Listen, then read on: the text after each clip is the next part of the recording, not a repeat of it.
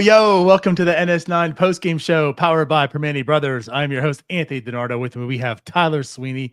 Tyler, not only did Paul Skenes shove, not only did the Pirates win 2-1, the Pittsburgh Pirates, the 2025 Pittsburgh Pirates sweep the Philadelphia Phillies. How you doing, my guy? It's a good game. It was the type of game you want to see from this Pirates team. We saw good things from guys who you hope will be part of the organization going forward in the next group that will hopefully do something here. A lot of those guys came through today. These are the type of games we've been hoping for the past couple of years. Seeing the guys contribute that you look forward to seeing play in October. Absolutely. And of course, the one guy you absolutely hope to see play in October one day is Paul Skenes. And my God, Tyler, this guy's superhuman. I've given up. I mean, we discussed how Paul Skenes is good. He's going to get better this year, but it's going to come in by probably like throwing more innings, just doing all the good stuff, just pitching, right? He pitched before, obviously, but like he's going to do all the other stuff. You can't expect him to do better than like a 1.96 ERA, right? He'll probably sit in like the mid to low twos. Like he's that good. But it's going to the 7th. It's going into the 8th. Tyler, he's doing that stuff. But what he's also doing is he has a 1.88 ERA on the year now, Tyler. Mm-hmm. What's happening? He's better than last year in every facet. ERA-wise also. I hand it to this guy. He is the best pitcher in the world. I don't know about you, but I take him for granted a good bit.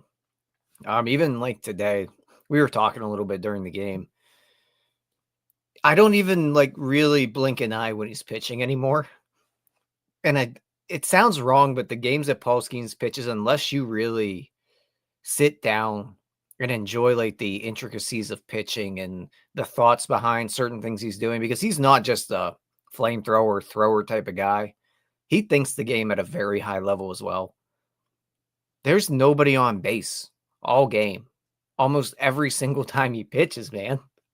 Like there's never a threat. So you just, I don't know, it's 2025. We all get bored sometimes. So if you look at your phone for 5 minutes, you just missed 3 innings of Paul Skenes not allowing a single base runner. And he just did like 4 unreal things during it. But if you sit there and like actually watch this guy pitch, the way you see him think the game, like whenever they get a lead, watching him pitch to contact in certain situations, seeing the way he attacks certain hitters, and also just him and Henry Davis together, they're thinking it at a very high level right now because Skenes is working extremely quick, which tells me him and Henry are on the same page, or maybe Paul's calling the pitches as well. Very possible. Whatever it is, those two are on the same page. Paul Skenes is unreal. I'm out of words to talk about with him. We'll probably just run this back again next week. 7.2 innings, 2 hits, 1 walk, 7 strikeouts, 0 earned. Yes, he did have the one run there. It was unearned, 0 earned. And again, ERA down to a 1.88 on the year. Tyler, let's transition to first talk about BetOnline. BetOnline is the world's most trusted betting platform and your number one source for all your sports betting action. With baseball season in full swing, we're deep into the NBA and NHL finals, and BetOnline has more ways to stay on the action with the latest odds, news and scores, even live in-game betting while the games are being played. We keep the dog days of summer rolling with the largest selection of odds on everything, with updated odds on the MLB, UFC, and boxing to tennis and NFL futures.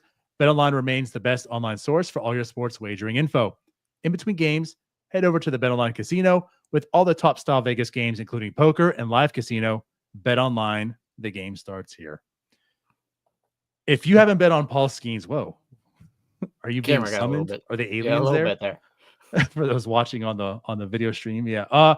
If you haven't bet on Paul Skenes to win Cy Young, no personal financial advice here, but I think I might need to go do that because again, you said you ran out of words. There's not enough time in 30 minutes. You're correct, and I think we talked about this a little bit. Like we have kind of taken Paul Skenes for granted. We don't talk enough about Paul Skenes, and today just kind of proved it once again. Now, unfortunately, for Paul Skenes with his 1.88 ERA and I believe 8.0 WHIP at this point. He's still 4-6. He's still 4-6. This is just flat out incredible. It is just amazing what this team does during Paul Skenes starts. And I know it's not a great offense, but like it even gets even worse, which wasn't the case last year. It felt like Paul Skenes was getting run support. That's when they were talking about like Paul Skenes is willing this team to victory. Right. It's quite the opposite. Yeah. You know what? He didn't get a loss today, so I'm not going to feel bad for him today. He'll be okay.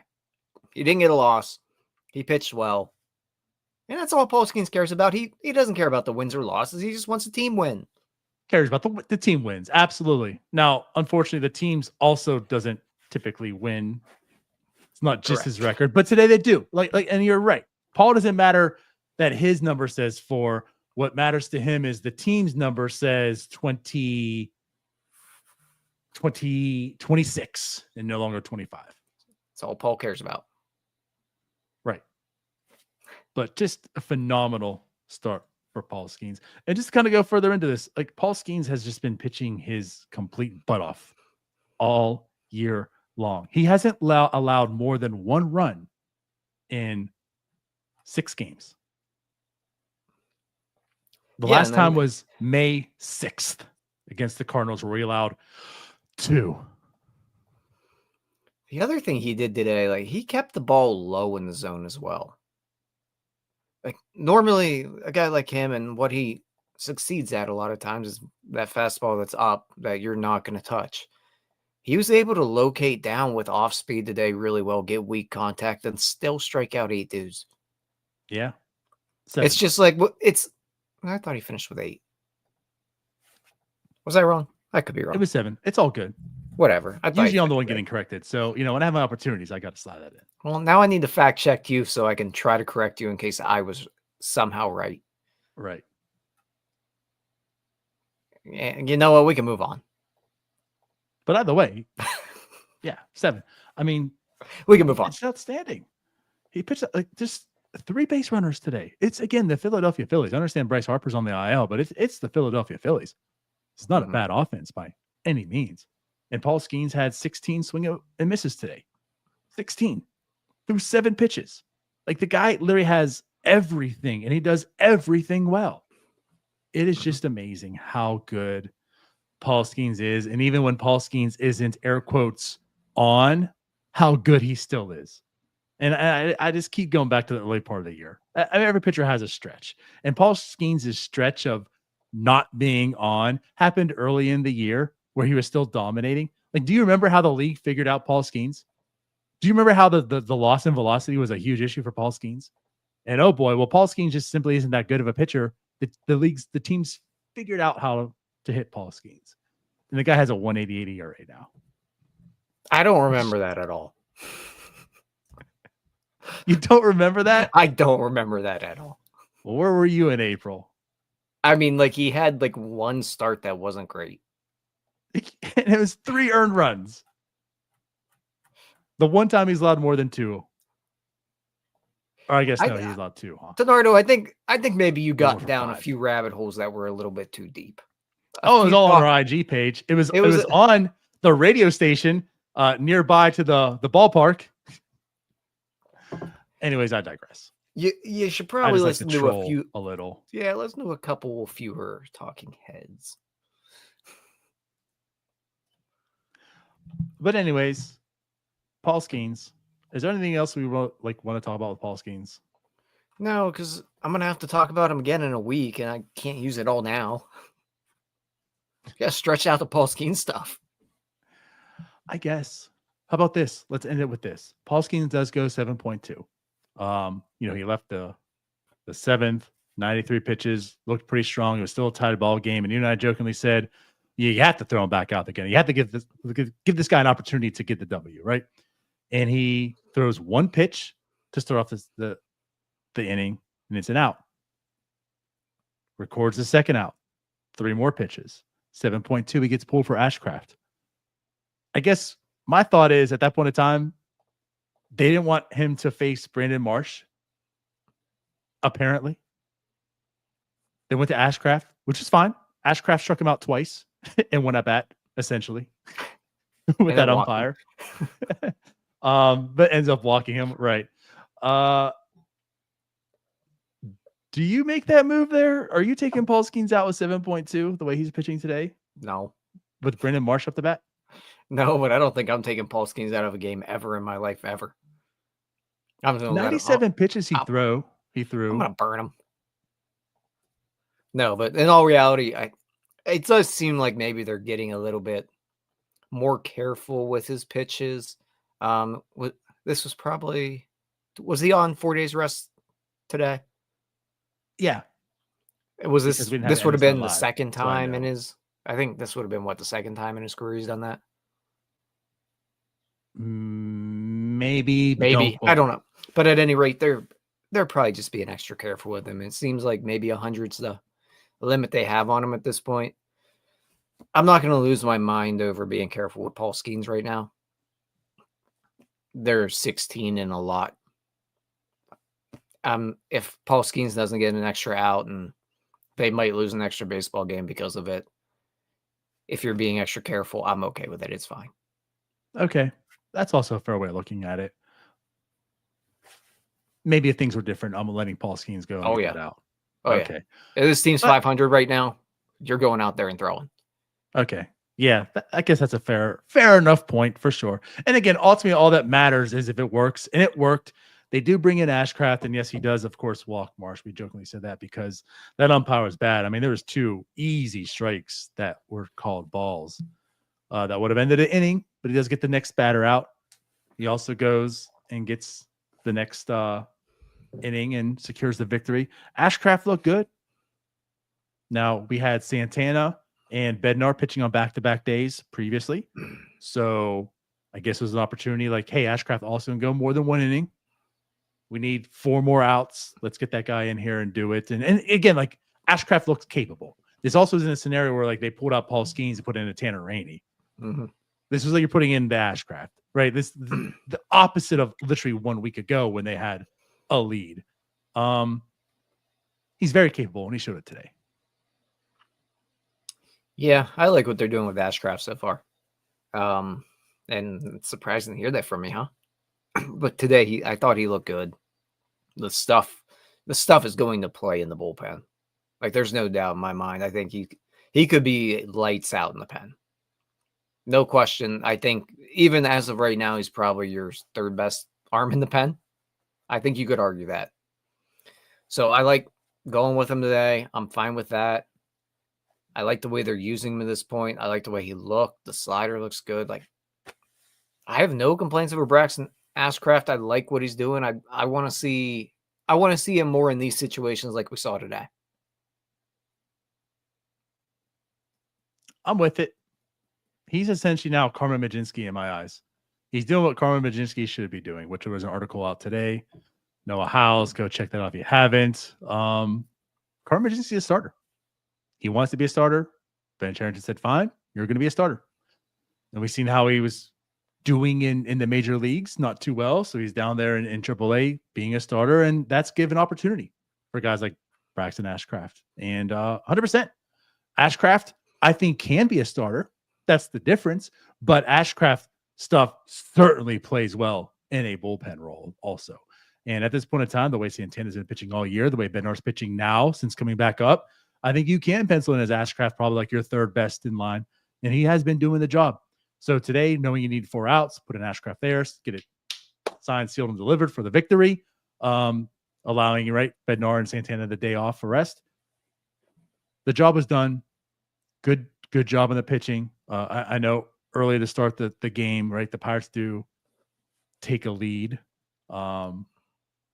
didn't last too well because Paul Skenes was starting. There was an error made by Nick Gonzalez. Not the best throw from Brian Reynolds second. Gonzalez then has a bad throw, ends up being a 1-1 run game, and that's why Paul is given a no decision. But yeah, outstanding performance today by the pitching wise altogether. A couple comments here, and one yes by Penn, of course. You know he loves his tree. Without Jared Triolo, we don't win today. And a little counter here by Steel City DW. Without Brian Hayes, we don't win today. Well, how about this? Two guys put on some pretty good performances offensively and defensively for the Pirates today that helped them win. Really, ONeal Cruz did eventually get the game-winning score, but Jared Triolo, 2 for 3 today with a really good play at first at the end of the game. And then Brian Hayes goes 2 for 4 today with a very good defensive play at third base as well. So, yeah, without both of them, the Pirates don't win today. Without Ben Sherrington, the Pirates don't win today. He acquired those guys, or at least kept them here. Oh, Brian Hayes, at least. I got a little. He didn't acquire either, I don't think, but I guess he kept them here. He kept them here, but he also has them here, and he got Paul Skenes and Ben Sherrington. Thank you for today's win. There it is. He brought back Kutch. Exactly. Yep. Who drove in Oneil Cruz at the end for the game-winning run. Actually, without Bob Nutting, Pirates don't win today because there's no Pirates. There you go. And actually, it all funnels to the top. Without Bob Nutting, the Pirates don't win today. Things roll uphill. There's your headline. No super chats for that one, though, huh? Yeah, I don't think we're going to get any out of that one. But hey, again, two guys that haven't been performing offensively, they got the job done today, and they both, again, showed off their gloves on each of the corners. But I do think, again, Andrew McCutcheon also 2 for 4. He had the first hit of the game. Then he had the game-winning single to drive in Cruz, who Cruz had a pretty poor game, but was able to walk. Once they got Sanchez out, once they got the big bad lefty Sanchez out, I know Cruz is able to be the catalyst once again. Gets on base by a walk, steals second, Kutches him in. That won the game for them. It did, but I mean, like, be nice about it. He stayed engaged in the game. He had a good at bat there towards the end. And that's why you like him at the leadoff spot. You let him run like that. And again, like him just being able to get on base, he turns walks into doubles. Yes. And they won the baseball game because he turned a walk into a double. Those are the things ONeal Cruz can do that other people cannot. Plus, he can hit a ball 123 miles an hour. That literally nobody can do. At least proven they can do. So why are we going to defend him forever? That's why. Yeah. No, I get it. So I do want to ask a fair question. And we talked about a little bit. You knew this was coming. So I hope you prepared. So ONeal Cruz, the one thing we talked last year about, I mean, he looked much more better. He looked more comfortable, right? But it was like the big turning point for ONeal Cruz was this guy's hitting lefties now. He actually had a better weighted runs created plus versus lefties since like June than he did with righties. And it was very minute. And of course, sample size is real wonky, right? But regardless, it's a talking point. Like it was better. Like he actually hit lefties well. So coming into this year, he's also having a really good season. You're seeing a lot of positives out him. Now, Chris Sanchez, very good pitcher. Very good pitcher. And I get that. But he is a lefty. This year, Cruz is not really finding the same success he had second half against lefties. He does come into this game batting 140 against them, coming into this game with a 54 weighted runs created plus. Christopher Sanchez made him look silly. I think he had 6 whiffs versus Sanchez alone. Wasn't looking good. He had the ground outs of his third at bat, but 2 strikeouts. So I ask you, versus lefties, are you still wanting to see ONeal Cruz with Gonzalez coming back, with Kutch still here, with a little bit more of reassurance? This lineup's lengthening a tad bit with a lefty up, and especially a strong lefty. Do you still want to see Cruz leading off? Yes. Next question. Man, of words. But yeah, I gave you 2 hours to prepare for that question, and you gave me a yes. Well, we were busy doing stuff. Right. Yeah, I do. And honestly, the reason I do is, one, the sample size is incredibly small. I think it's 57 at bats, somewhere around there coming into the day. Who knows how many plate appearances, whatever the number is. It's not very many. Like it would have been 70 plate appearances. Okay, well, but we're still in at-bats. we're in that category where a couple hits is gonna completely just skew those numbers. Mm-hmm. So he hits a double here, and all of a sudden we're talking about ONeal Cruz being able to hit lefties. But the other reason is the walk rate's still pretty good against lefties. Mm-hmm. It is. So it tells me he's still kind of seeing it a decent bit. You don't like 13.4%, by the way. Yeah, you don't like where the strikeouts rate's at, but again, that can be skewed really quickly. Like you have a bad day with only 70 plate appearances, you strike out 3 times in the game, and that thing gets wonky really quick. So right now, and I'll preface it with right now, I want to keep him there. If we get into like August and it's still a problem, August. August works for me because you'll see enough lefties by then. Early August, you see where he's at. If he's still struggling like this, then no, he's got to move. For right now, I want to keep the line of protection. I want to keep a guy behind him that you don't want to put him on base so that he can walk and do what he did today. Keep him there for now. Let's reevaluate it here later. Put him in position to succeed right now. Okay, fair enough. Again, I did want to hear that viewpoint. I mean, I know lefties is something he's struggled with. That, again, was the optimistic thing and something that stood out. At the end of last year, he was hitting lefties well. Now, to your point, 70 plate appearances is kind of small sample. That could change. He doesn't look too good. Like, I will say that. I think the other thing also is just the fact of, okay, it could be Nick Gonzalez. You can make that argument. You can make Andrew McCutchen. But it's not as if there's just so many options in this lineup that guys are just feasting on lefties. It's like, come on, guys. You have 3 other options that could be leading off. It's just basically, well, Cruz is struggling. So do you put someone else out there? And I guess on the other side of that, too, is there's still a reason that Cruz being in a leadoff role helps. And today was part of that. If Cruz wasn't in the leadoff role, do they score that run? Now, you could argue that maybe they were up 2-1 to begin with. But you know what I mean?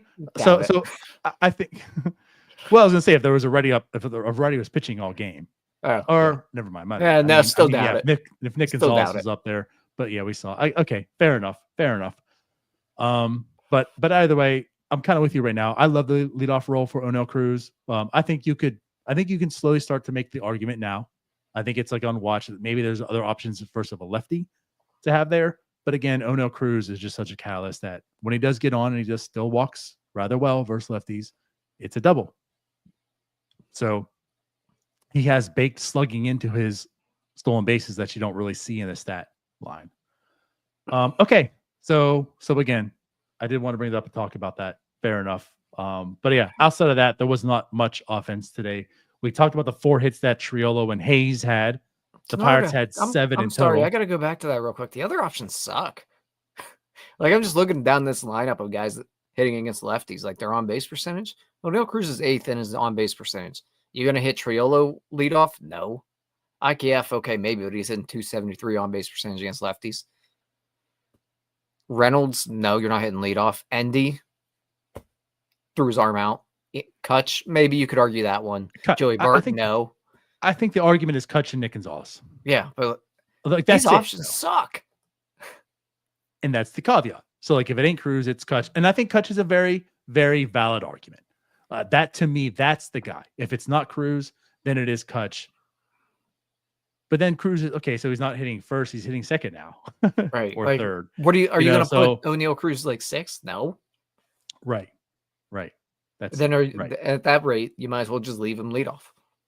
So that's kind of where I'm at. Also, there's an argument, there's a point, but at the same sense, it's not as if he's dropping down to 6 or 7, not with this lineup. So maybe just kind of leave him there. Yep. Sorry to cut you off there, but no, good point.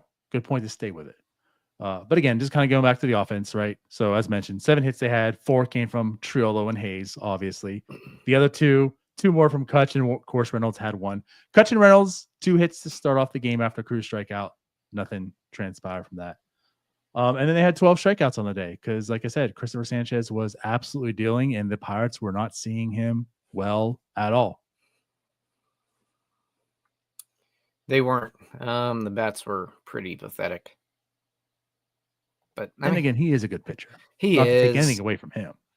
But man, everybody looks like such a good pitcher with this team.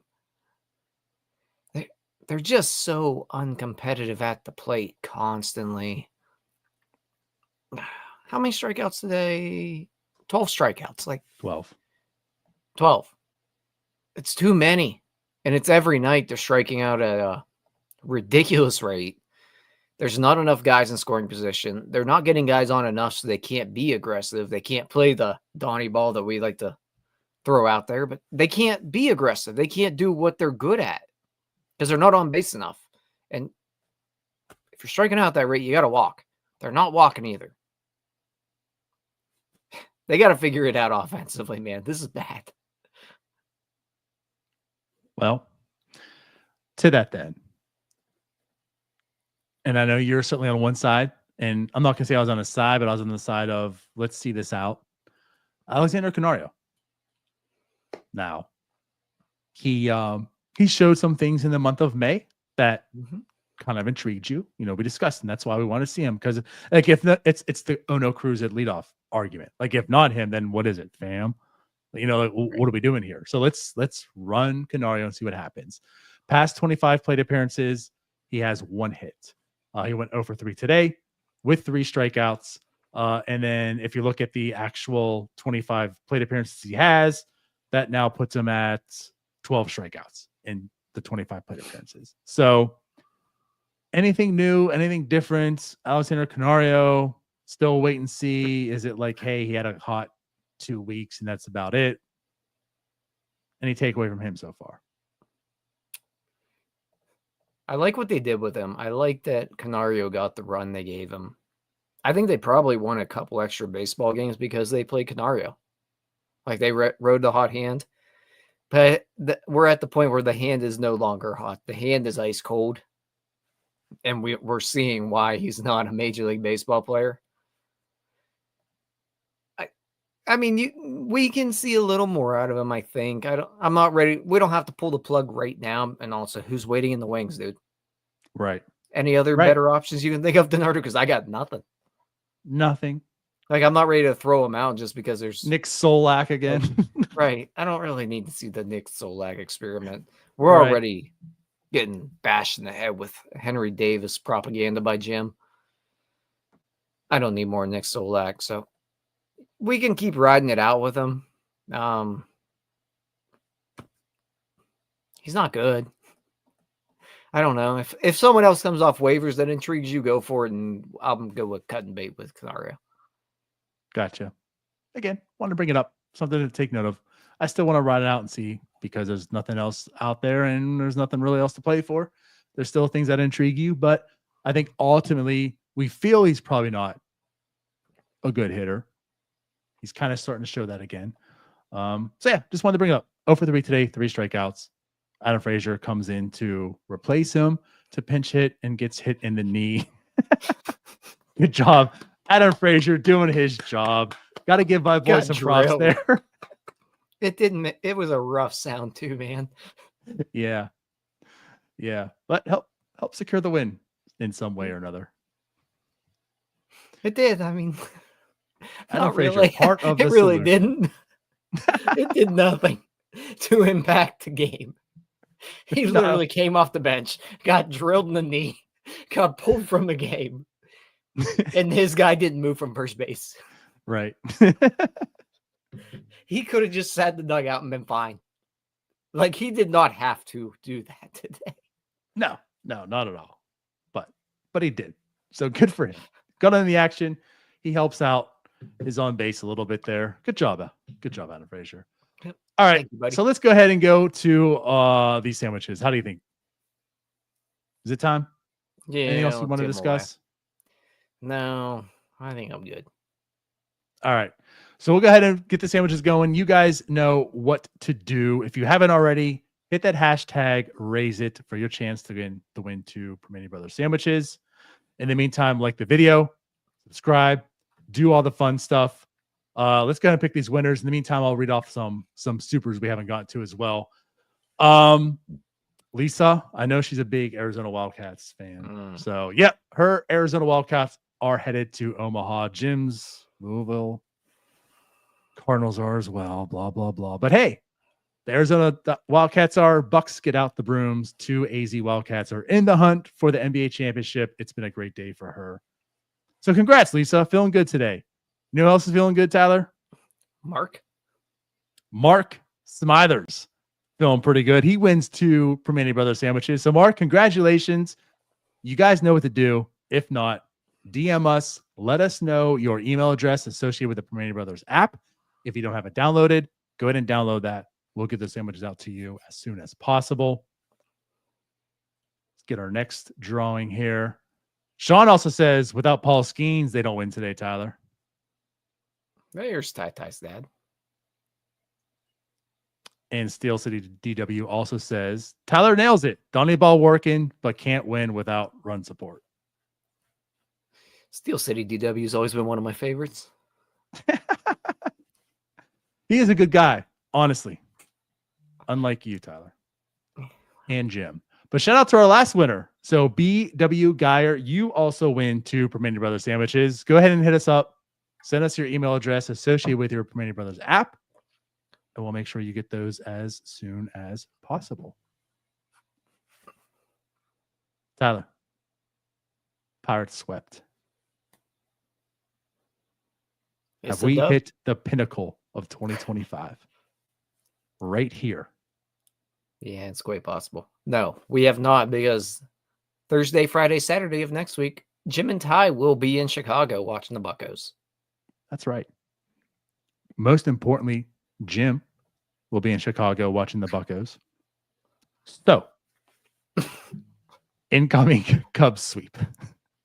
We have reached the pinnacle. Bet online. The game starts here. Let's get out of here. We love you all. We appreciate you. We will be back tomorrow morning, Jim and I, for another Bucco Brew. And then, of course, post-game shows all week. So we'll see you then. Love you. Bye-bye. Peace out, Girl Scouts. All right, that wraps up this episode of North Shore 9. Thanks so much for tuning in. Whether you're listening on the podcast or catching us on YouTube, if you enjoyed the show, please give this video a thumbs up and don't forget to hit that subscribe button if you haven't already. It really helps us grow. And if you're listening on the podcast, a quick review goes a long way in helping others find the show. Plus, be sure to tell a friend about us. There's always room for more here in the NS9 community. And for those looking to support us a little more, consider joining our Patreon, become an MVP member, and get exclusive perks while helping us continue to bring you more of the Pirates content you love. Thanks again for all your support, and let's go Bucks.